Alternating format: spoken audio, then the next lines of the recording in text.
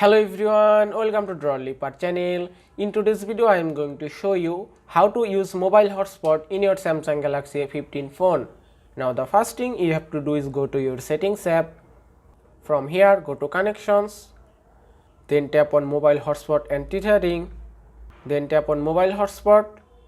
Now by tapping here you can enable your mobile hotspot. Now if you want to enable your mobile hotspot, first you have to turn off your Wi-Fi.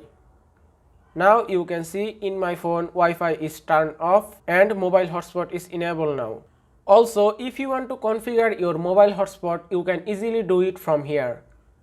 From here you can change your mobile hotspot network name, and from here you can set your mobile hotspot password. Also from here you can change your mobile hotspot frequency. You can select 2.4 GHz or 5 GHz frequency as you like. If I select 2.4 GHz and then tap on save, now in my phone mobile hotspot is ready for use. And that is how you can use mobile hotspot in your Samsung Galaxy A15 phone. I hope this video was helpful. If it was, please give it a thumbs up and don't forget to subscribe.